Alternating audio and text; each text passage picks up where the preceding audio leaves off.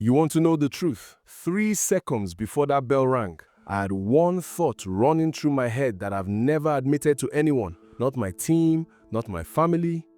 I looked across that ring at Jake Paul, and for just a moment, I wondered if I'd made a mistake. Not about the fight itself, about what I was willing to sacrifice to prove a point. People saw this as entertainment, a spectacle.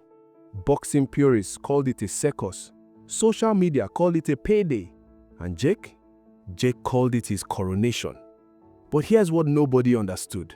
This wasn't about Jake Paul. This was about every single person who ever looked at my losses and whispered that maybe I wasn't mentally strong enough, that maybe the hunger was gone, that maybe AJ had gone soft. December 19th, 2025, Miami. That night wasn't about silencing Jake Paul. It was about answering a question I'd been avoiding for 2 years. And what I found in that ring, nobody was ready for that. Jake did what Jake does. Press conferences, Instagram stories, the whole performance. Called me washed, called me predictable. Even had the audacity to break down my patterns like he'd cracked some code. I smiled through all of it. But in private, in the dark, at 5 a.m. when I was alone with my thoughts during road walk, every word he said played on repeat. Not because it hurt, because it revealed something. He believed his own hype, and I noticed something else. Something small. During the face-off in the final press conference, when we stood chest to chest, his left shoulder dipped half an inch when he tensed. I filed that away. I didn't know then that this tiny tell would be the reason he ended up on that canvas. My team wanted me to overwhelm him. Classic AJ. Power, pressure, size. Break him down like I've broken down everyone else. I said no. For the first time in my career, I trained to be patient, to be cold. We studied tape for hours, not of Jake, but of me, my habits, the things I do when I'm frustrated, when I'm winning, when I smell blood. I had to become unpredictable to myself. We drilled one scenario over and over.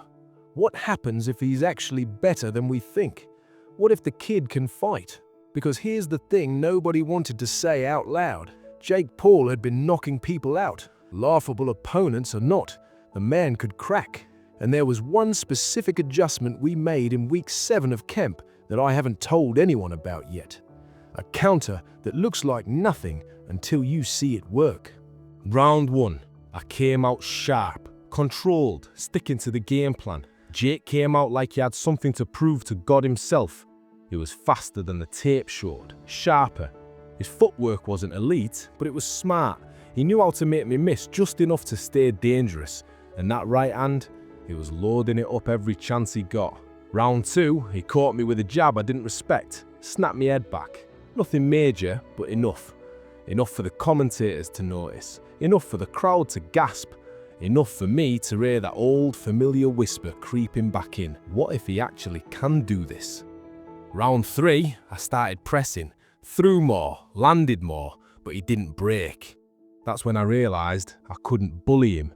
This wasn't going to be a destruction, this was going to be a chess match. And for the first time all night, I smiled. Rounds 4 and 5, I changed everything.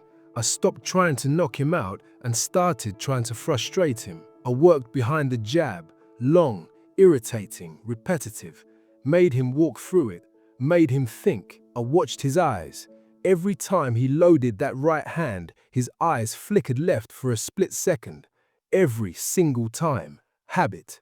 I started faking openings, dropping my left just an inch, leaning forward a beat too long, baiting him. He bit twice, missed both times, got frustrated. Round 6, I saw it, the shoulder dip, that same tell from the face-off. He was winding up, not yet. I needed him to believe it was there. I needed him to commit, because that counter we drilled in camp, the one nobody knew about, it only works if he's fully loaded and stepping in. I just had to wait for the perfect moment, and the crowd noise. It was starting to fade.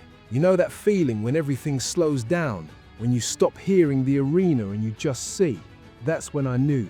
The bell for round 7 rang, And something was different. I could feel it in my chest, in my legs, in the way I saw every punch coming before he threw it. He came forward, aggressive, confident, thought he was taking over. Threw a 1-2, I slipped. Threw a left hook, I rolled under. Then he reset, took a half step back, adjusted his feet, and I saw it. The shoulder dipped, eyes flickered left, right hand cocked. He was about to throw everything he had. Time stretched. The crowd disappeared. I heard my own breathing, felt the canvas under my feet. This was it. He stepped in, right hand fully loaded, coming straight down the pipe. I shifted my weight, barely an inch, leaned left, and threw the counter right uppercut we drilled 10,000 times. Timing, not power, timing. It landed clean, right on the button. His head snapped back, and I saw his eyes go blank before his body even realized what happened. He stumbled. Legs betrayed him. Tried to grab, tried to clinch, but there was nothing left. I stepped back. He fell forward, face first.